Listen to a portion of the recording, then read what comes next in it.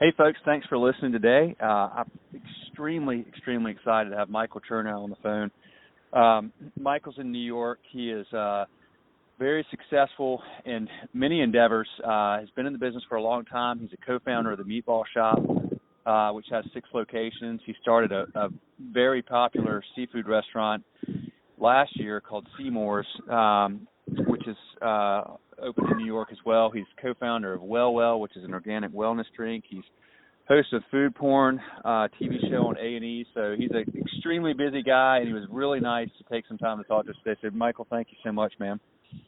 Absolutely. And thanks for that kind and generous intro. Oh, you're the man. I mean, you're doing so much. So, I mean, I want to ask how you're able to balance all that. But let me ask you this. So just kind of going back to getting started in the business, I'm just curious. I mean, you've done so much in the restaurant industry. You've done so many things now. But what lit the fire? What got you started in this business years ago? Can you repeat that one second? Yeah, I was just curious. What sort of lit your fire to get started in the restaurant business years ago? You know, when I was a kid, I grew up in Manhattan, and I wanted money in my pocket. My parents didn't have a ton of cash, so in order to have a $5 bill in my pocket at all times, I needed a job. And when I was 13 years old, the only place that would hire me was a restaurant. And so luckily, I kind of just fell into it. But very quickly thereafter, I found out that I was more passionate about people, hospitality, and food than anything else. And really my passion resides in people. And the best way to sort of feed that passion is to surround myself with people all the time. So that's ultimately what I set out to do. And, you know, I really just sort of followed my passion, followed my dream, and ended up really creating a life beyond my wildest dreams through luck and hard work. Luck and hard work, man, I hear you. Well, I tell you what, it's funny. You're the second successful owner in a row that I've spoken to that started at 13. And you're the second one that said it's all about people. So why is that? I mean, the restaurant business, to many people, it's about food. But so many people I talk to say it's about people. Tell me more about that, man. Like, what is it about the people in the business that really makes you excited and keeps you engaged and working so hard in something that is a really tough business? Well, if you think about it logistically, without the people, the food doesn't matter. Yeah. So, you know, it's really a people business, and internally and externally, you know, it's you can have amazing food, but not the right people sort of behind it or serving it, and it doesn't resonate. And so for me, you know, when I talk about people, I talk about people as a whole, but ultimately my real pride and passion is in the people that work with me. I put them before everyone and anyone outside of my wife and my son. And you know, I believe that if you put all your blood, sweat, and tears into your staff and into the people that make everything sort of, you know, run like a well-oiled machine, everything else will fall into place. And so the people are the most important piece of the business, you know, and in order to grow a business in the restaurant industry, I sort of break it down like this. If you have a retail concept like a retail store, a clothing store, a guest walks in the door, maybe there's a security guard, maybe there's not. You got 1 or 2 people walking around the floor trying to sell product. You got 1 or 2 cashiers. In the restaurant business, somebody walks through the door, there's a host at the door, there's a manager on the floor, there's a bartender, there's 5 servers, 4 bussers, somebody at the takeout station, 6 cooks in the kitchen, 5 cooks downstairs prepping. And for that same $60 transaction, which needs about 4 people in a retail store, needs about 16 people, 18 people in a restaurant. So you got to understand that the amount of people that it takes for the same $60 transaction is huge. And being able to keep all those people happy and excited and pumped to work is a full-time job. And I love it, and that's the part that I love most, is that I can literally be at the helm of a group of people that are excited to be where they are. The instant gratification is truly incredible if you do the right thing, and you know, I feel like it's the closest thing to the military, a restaurant. You know, you get every day is a new battle, a new challenge. You got a lot of people that are doing different jobs. Everybody has a protocol, and you know, if everybody works well and does what they're supposed to do, you win. and that's just the way I look at it. It's just incredible business. Well, and you've certainly given opportunities to lots of people with all the business that you've done in the last over your career in the industry. But you guys, I want to get to Meatball Shop real quick. You and Daniel Holzman started the Meatball Shop in 2010, if I remember correctly, and within a few years you had 6 locations, and which was pretty quick growth. What did you learn through that process? I think, I sort of highlighted one thing that I've learned was that, if the team is the most important piece of the puzzle, and then you take your eyes off the team and, not in a trust capacity. I mean, you take your eyes off of giving them your all, like once you as the operator starts to check out because things get rough and tumble, the team checks out. So it's, the team is such an important element. It's probably the most important element in growing a restaurant group. But ultimately the other sort of piece of the puzzle that I've learned was that you can't be good at everything, and you shouldn't be good at everything. You shouldn't try to be good at everything. Finding the smartest people around to help you grow, people that are smarter than you, and having a, really sort of understand and appreciate that, taking any sort of pride and ego off the table, and learning from your team is probably, if not the most sort of eye-opening, valuable experience I've had. Damn near close to it. It's hiring better people, smarter people than you is really sort of where it's at. And with those two things, investing in your team and hiring really smart people, I feel like you have a good chance at it. The success rate in restaurants is, as we know, is slim, and margins are very, very slim. And so, just trying to learn from the folks that have done it before me is really sort of where I've found the most success, and and that's sort of where I do. I try to hire up and support my team in the best possible way I can, and not try to do everything. If I'm not great with numbers, well, let me go out there and try to find the guy that is great at numbers or the gal that is great at numbers. If I'm not great at ops, well, hell, let me go out there and find the greatest ops guy. And you get a great team of people together that are experts in their own sort of category, and you can really make things happen. Well, let me ask you this: so you are now, you're not involved with running the Meatball Shop anymore, are you? Is that right? Or you're still right? I'm no longer day to day there. Yeah. Okay. But you and Daniel for years, you guys were. I mean, it was. Everything that I ever saw with the Meatball Shop was really the two of you. What did you learn about? What have you learned about partnerships? Because business partnerships in the restaurant industry, as in any business, there are pros and cons, there are ups and downs. What did you learn about the great partnerships that you guys had for years? What did you take away from that as you've gone into opening Seamore's? Well, partnerships are really, really tough. They're really tough, and specifically, that when you got two alphas, it's even tougher. And Daniel and I happen to be, two alphas. We think very differently, and that was the beauty of our real sort of day-to-day partnership, was that we thought so differently. He would look at one thing, I would look at the same thing. We would think completely differently about that same thing, which is awesome for partnership because you always get to see both sides of the coin. What makes it a challenge is, coming to decisions. And so, what I learned was from the very beginning, before you get into a partnership or as you're developing the partnership, really draw a thick line of, delineating labor, delineating who is doing what, and sticking to that. Because once you start to overlap, and you'll always overlap. When you're partners, it's always going to be conversations and overlapping. But, if you can try your best to really sort of have a delineation of labor that details who's going to be in charge of what, and whoever's in charge of that ultimately has the final say on those. Hold on one second. Sorry, I'm outside. Ultimately has a final say on those specific items. really makes things smoother. The other piece is you got to have full and utter confidence in your partner.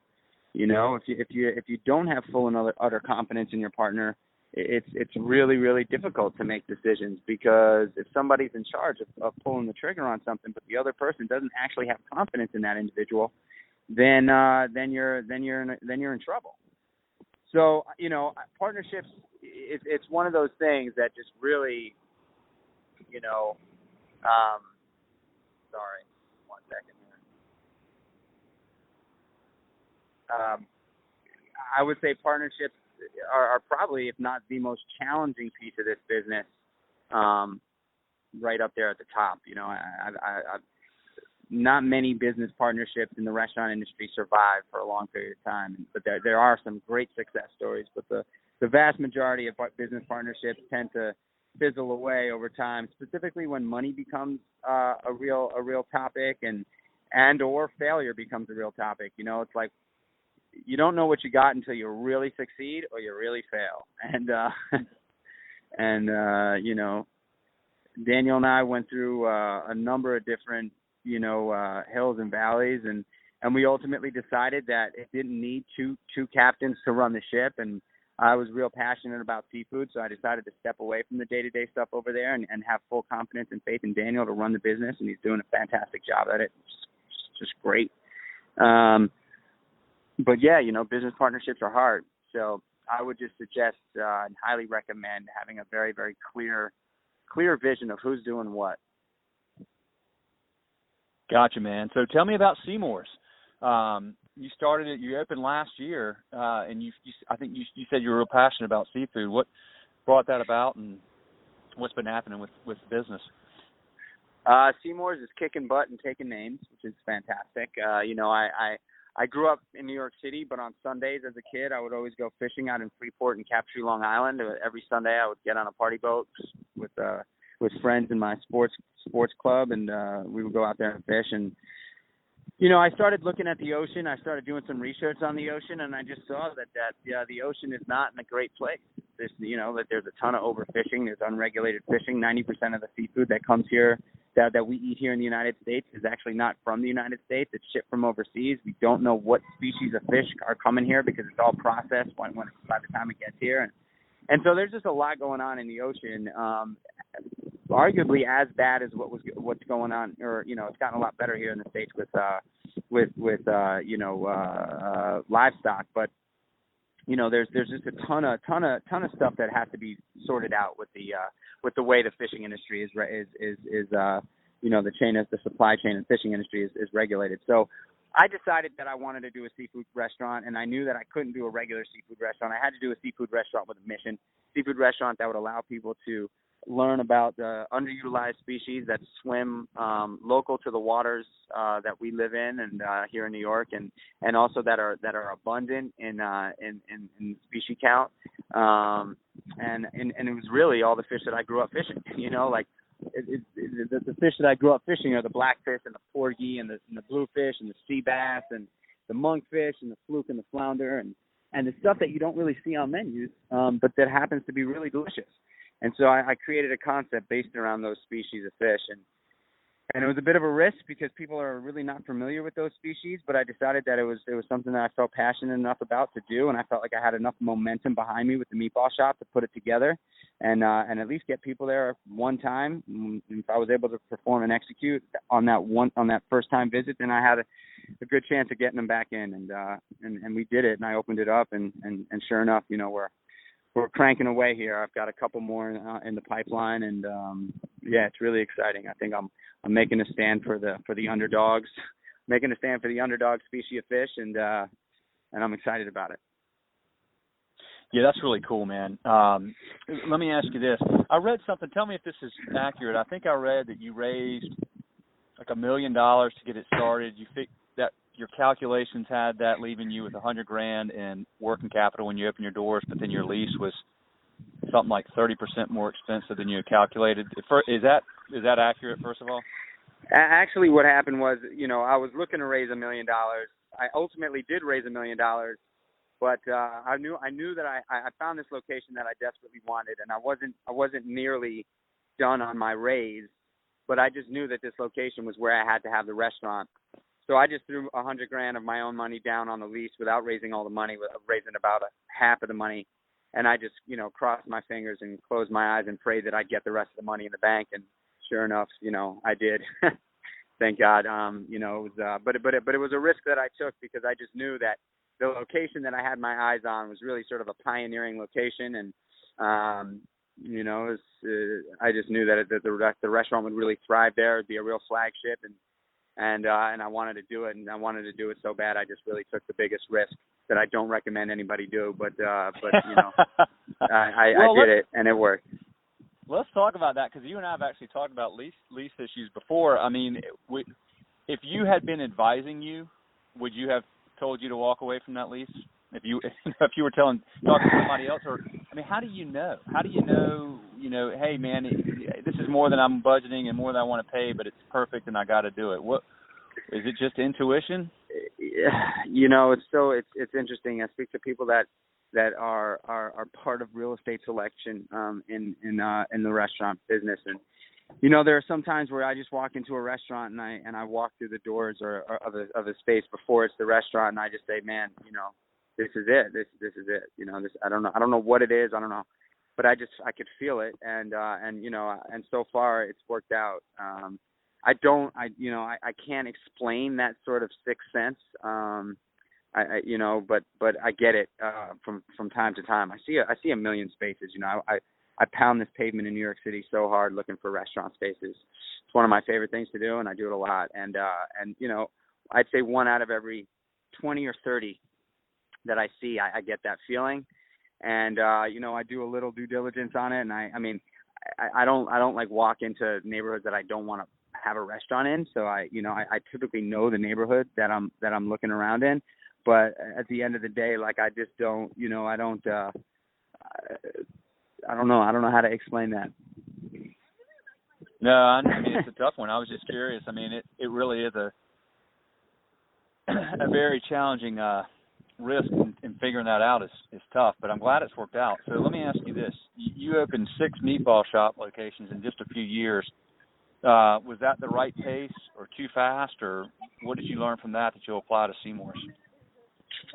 I think that it was, yes, the right pace. I think that, we could have definitely done things a little differently. I think that quite frankly, I think we could have probably had a few more than we have now if we would have made a couple of decisions differently. But ultimately, the business is in a great position, and and what I've learned from Seamore's is that I think I personally really enjoy the creative aspect of this business more than the cut and paste. I really enjoy the sort of building and creating aspect of it. So what I've learned with Seamore's is I'm not going to do more than 3 Seamore's in a market. I'm going to keep it to 3 a market, maybe with one small sort of QSR just to test it out per market, just to see how that feels, like a spin-off of the concept. But I think anything more than that for me with Seamore's, I just don't like the idea of taking the exclusivity out of a brand. And it's, I don't mean exclusivity like we're trying to keep it exclusive. I mean the exclusivity of like keeping it limited. When I think the golden ticket is having an exclusive, totally inclusive brand. And I know that doesn't make a lot of sense when you hear it, but for me it makes a ton of sense. It's trying to keep the brand exclusive and absolutely inclusive. So we are here for everybody, but we keep it limited. So they're not on every street corner.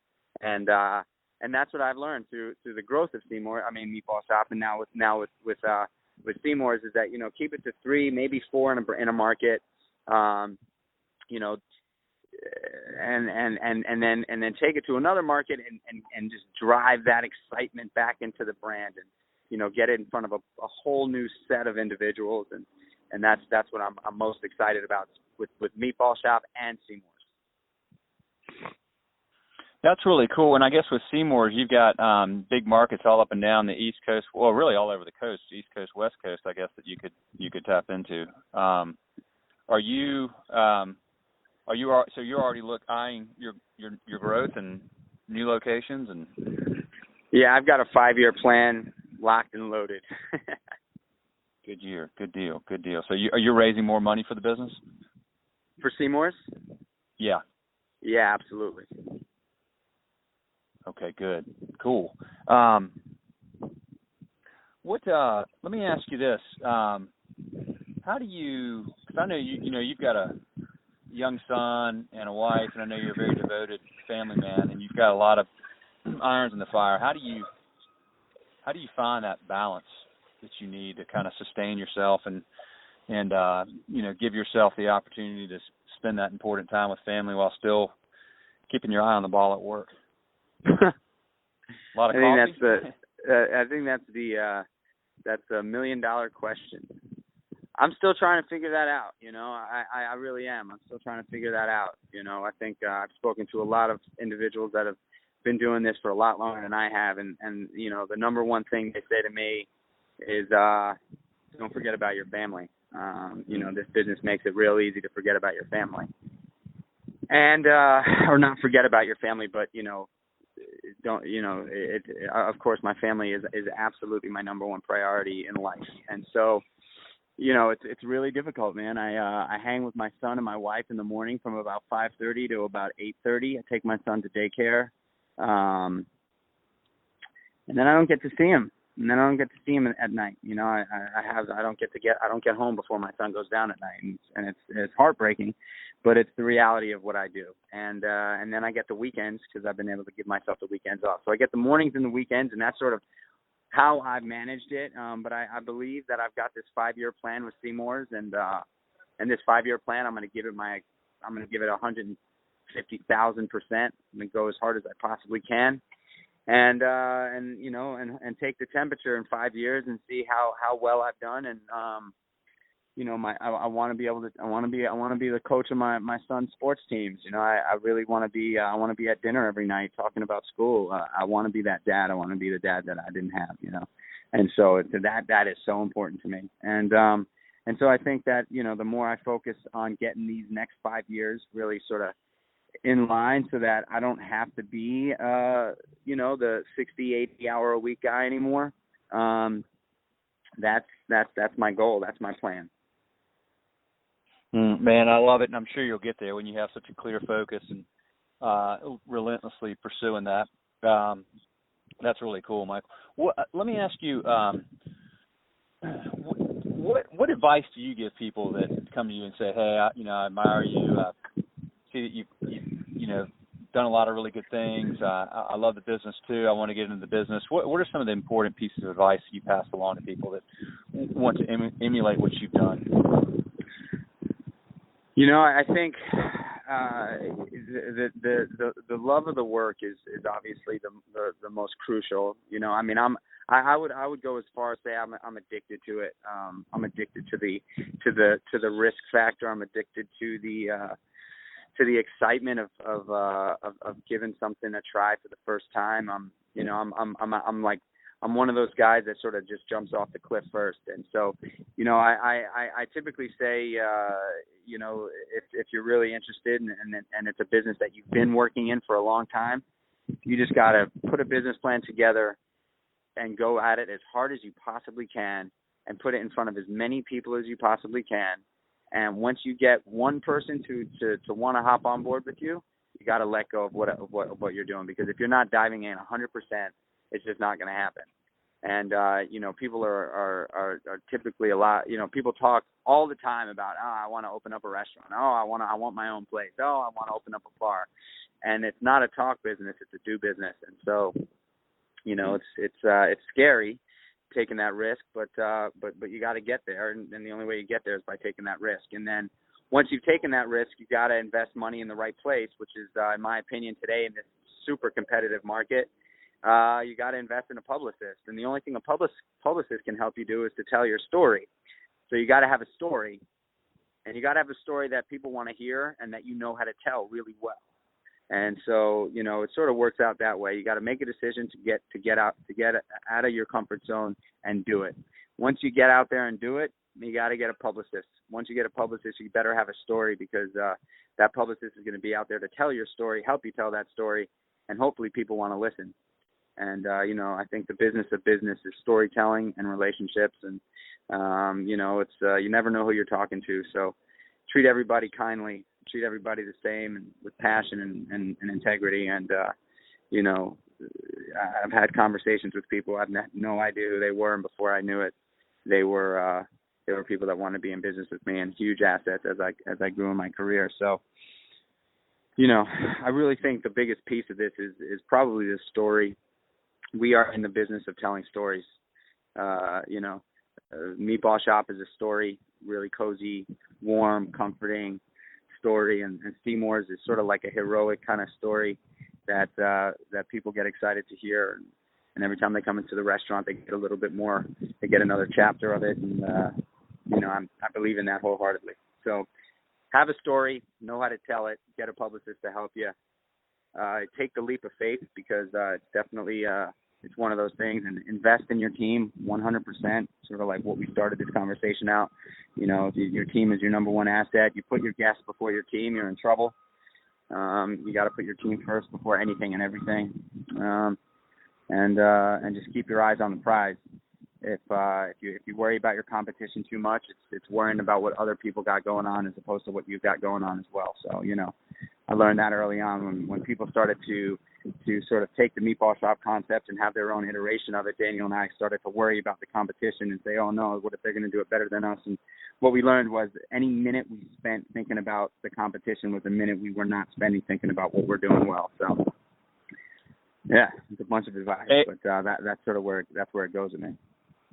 Hey man, I share that philosophy wholeheartedly. Well, because your story nobody can replicate your story, right? I mean, if you're making this investment in story and you believe in the story as much as you do, and your team believes in it, and from top down, that's a big part of the business, and your publicist believes in it, nobody can replicate your story. I mean, somebody can go try to do something similar to Seamore's, but, they can't replicate the story behind it. So the story is authentic and something that nobody else can do and nobody else can share. So that's right. I mean, authenticity is something that you cannot duplicate, right? Like authenticity is the exact opposite of duplication. And so it comes from the heart, it comes from the soul, it comes from the gut. And it's really hard to copy that, to duplicate that, as well as the original. Good stuff, man. Hey, listen, I respect your time a ton, and you've given me half an hour, and I really, really appreciate it, Michael. So I'm going to let you roll, and just thank you very, very much. This is fantastic advice. I've really always admired you and the work you do and the passion you put into it and the leadership you bring to your team and what you're doing for the industry. So thank you, man, very, very much, and I really appreciate it. Thank you so much, Will. Hey, man. All right, have a good one, Michael. All right, you too. See you.